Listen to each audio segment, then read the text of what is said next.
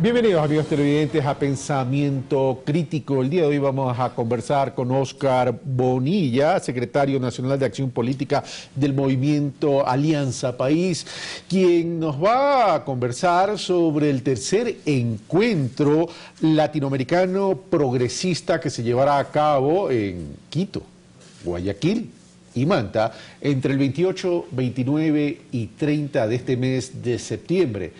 Ya parece que este es un encuentro que se ha ido institucionalizando, por lo menos en estos 3 últimos años. Los saludo y le doy la bienvenida a Óscar Bonilla. Óscar, qué gusto tenerte aquí en Pensamiento Crítico. Muchas gracias. Es muy importante para nosotros abordar este tema, divulgarlo suficientemente entre la ciudadanía. El encuentro tiene una enorme trascendencia. Estamos en un momento difícil en las relaciones geopolíticas de una América Latina, o sea que siempre ha estado sometida a los intereses de los poderes transnacionales, internacionales, y evidentemente buscando siempre vías emancipatorias. Entremos en materia. Tercer encuentro latinoamericano progresista daría la impresión que si bien es Nobel, es incipiente, me refiero porque es tercer encuentro, 3 años apenas, hay algo de recorrido, pero como que los gobiernos y los movimientos progresistas han ido perdiendo espacio en Latinoamérica. ¿No han podido consolidarse y cohesionarse a pesar de los esfuerzos que hacen a través de este tipo de encuentros? Bueno, se ha hablado del fin del ciclo progresista, del fin de la tendencia progresista de América Latina, como se hablaba antes de una manera bastante retórica y bastante irresponsable en términos conceptuales del fin de la historia, y la historia continúa. Y la tendencia progresista de América Latina continúa, se sostiene. Sin duda alguna ha habido cambios significativos en este mapa geopolítico. Ha caído Argentina, ha caído Brasil dentro de la tendencia, de alguna manera se ha golpeado también al gobierno boliviano. La situación en Venezuela no es una situación sencilla, hay muchas tensiones y evidentemente en medio de todo esto la tendencia ha cambiado de eje. Ya no es el eje gubernamental solamente que la sostiene, ahora es el eje de la lucha social. Son los pueblos quienes han salido a las calles, son los pueblos quienes defienden la tendencia y son los pueblos quienes la reinstalarán en los diversos escenarios gubernamentales. Estás haciendo una diferencia entre organizaciones sociales y gobierno. Los gobiernos han ido cambiando en América Latina y en los países que has mencionado. ¿En qué se falló? Bueno, o sea, probablemente el proceso de reposicionamiento del Estado con sus incidencias en el escenario de la reinstitucionalización, con su incidencia en el ámbito de la construcción de una nueva normativa, con sus incidencias en el ámbito de la generación de nuevas políticas económicas, que cambien el mapa de la pobreza, que cambien el mapa de la equidad, han dejado de lado probablemente o han dejado en un segundo plano el proceso de construcción de una nueva sociedad. Del mismo modo que construimos un nuevo Estado, debemos construir una nueva ciudadanía, una nueva sociedad. Y este proceso tal vez no se haya consolidado y profundizado suficientemente. ¿No se confiaron mucho en el precio de los commodities en los distintos gobiernos donde se afincaron, en los distintos países donde se afincaron los gobiernos progresistas? Probablemente este tipo de dificultades en el terreno económico hayan tenido cierto tipo de impactos, pero son impactos inevitables, porque finalmente América Latina y el Ecuador más concretamente vive en el mundo global, y el mundo global está estremecido por una crisis económica, por una crisis sistémica del capitalismo, y esa crisis nos ha golpeado fundamentalmente. Cualquier reserva que se hubiera podido establecer según el canon de las políticas neoliberales no habría sido suficiente de ninguna manera para soportar el embate de esta gigantesca crisis económica que sacude al mundo capitalista. Se pudo haber trabajado una matriz productiva para sustentar un crecimiento endógeno que aguante el shock externo. Se ha venido trabajando en ella, sin duda alguna, pero la construcción de una nueva matriz productiva, de una nueva matriz energética inclusive, es un proceso prolongado, no es un proceso que se puede resolver en tan poco tiempo. Se han sentado las bases, sin duda alguna, tanto las bases institucionales cuanto las bases legales y obviamente también las bases económicas, no sin dificultades, no sin digamos, la oposición y los intentos de neutralización de este tipo de procesos, pero hemos avanzado sustantivamente. En ese contexto y en ese entorno llegamos al tercer encuentro latinoamericano progresista. ¿Qué percibe este tercer encuentro? Porque lo ha liderado Ecuador, lo ha liderado Alianza País. ¿Qué tan sostenible va a ser? Pero ¿cuáles son las conclusiones que se pretenden sacar en este tercer encuentro? Hay 3 ejes que conducen los procesos de discusión del encuentro, y estos ejes son el pacto ético, estamos impulsando la construcción de un pacto ético latinoamericano. No debemos olvidar que el Ecuador ha impulsado este tema no únicamente como un proceso endógeno, sino como un proceso que debe marcar una tendencia internacional. Iremos a la ONU en el 2017, el Comité de Descolonización de la ONU ya ha determinado una posición con respecto a este tema que es positiva respecto a la tesis ecuatoriana.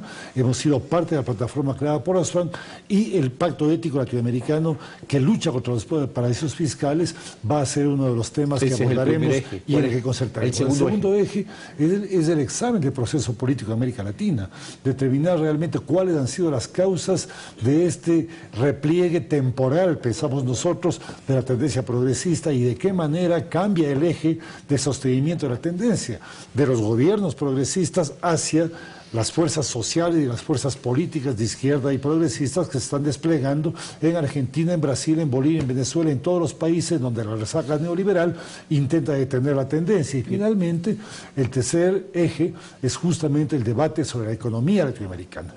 Temas como los que tú acabas de señalar van a ser muy importantes para discutir. Y aquí quiero señalar algo.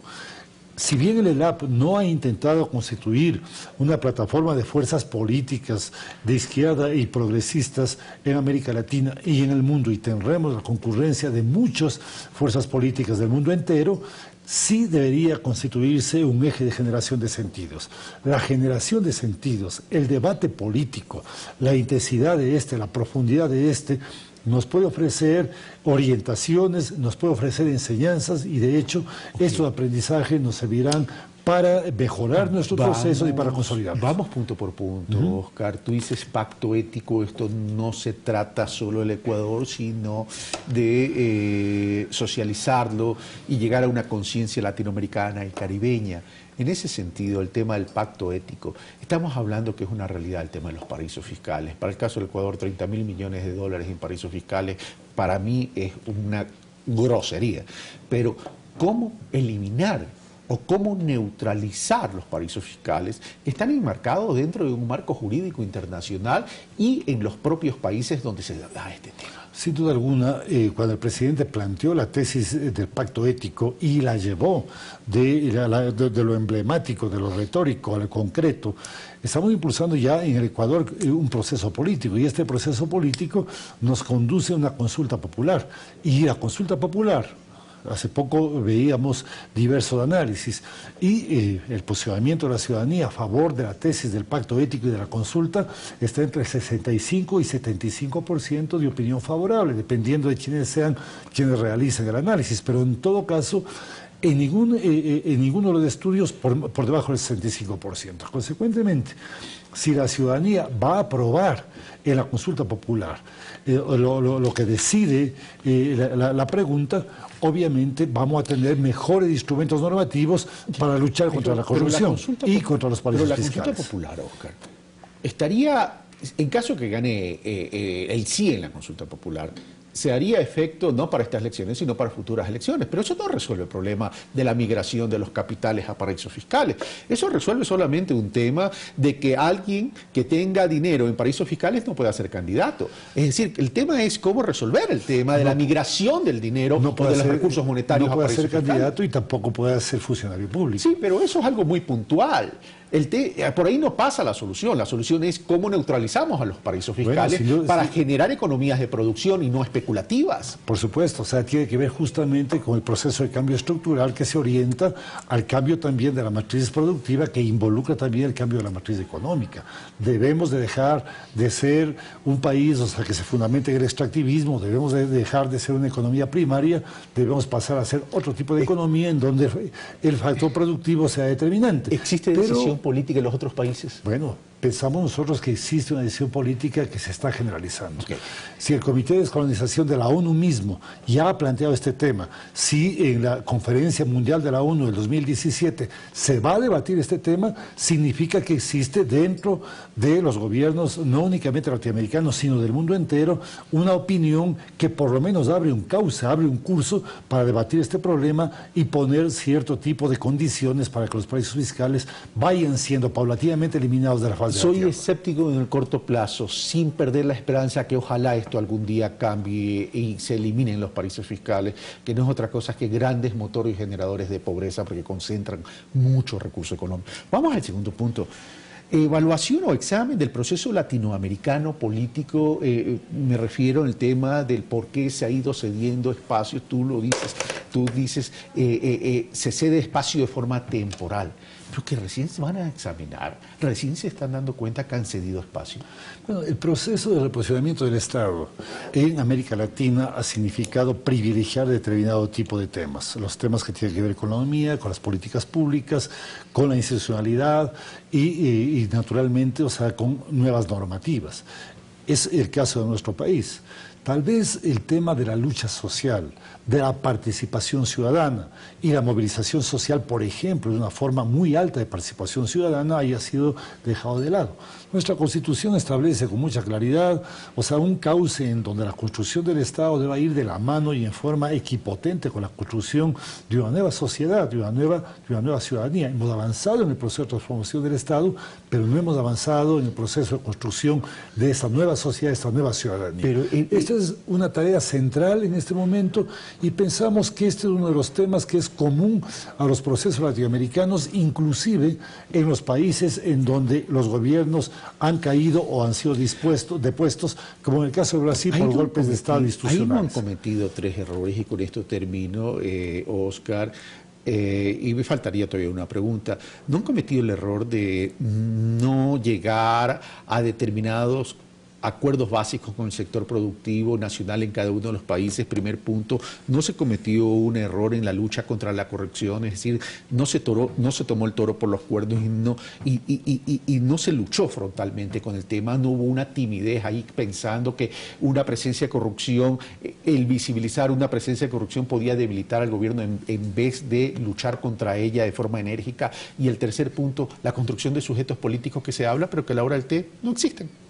Bueno, no existen hasta cierto punto, existen en diversos ámbitos. Tal vez en el ámbito de la participación en el sistema democrático no tengan el peso necesario y hay que seguir consolidando estos sujetos políticos, pero sobre todo hay que ir construyendo plataformas ciudadanas, plataformas sociales y ámbitos eficientes de participación.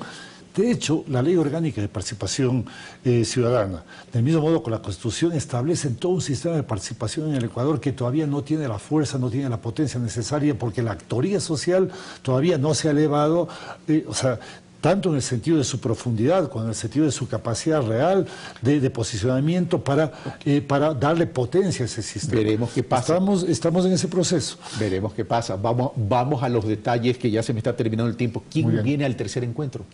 Bueno, están invitados, yo quisiera mencionar algunos nombres de quienes han confirmado ya su participación. Tenemos a Cristina Fernández de Kirchner, a José Mujica, al comandante histórico de la Revolución Cubana, José Ramón Balaguer, está Piedad Córdoba, está Gustavo Petro, está Iván Cepeda, está Pablo Iglesias, está Mónica Valente, quien preside el Foro de Sao Paulo, está Verónica Mendoza, quien es una muy importante presencia para entender qué es lo que está pasando en el Perú, entre muchos otros. Vamos a contar con aproximadamente 80 organizaciones políticas, tanto de América Latina cuanto de Europa, y en esta ocasión tendremos la presencia de algunas organizaciones de gran trascendencia. Por ejemplo, el Partido Comunista Chino, está el Partido Comunista Vietnamita, un partido, que representa un proceso extraordinario con una singularidad que vale la pena comprender. El Partido Comunista de la India, que es un partido extremadamente fuerte también, y organizaciones del África. 28, 29, 30, José Mujica en Guayaquil, el resto en Quito y también van a estar en Manta. Así es. Ok.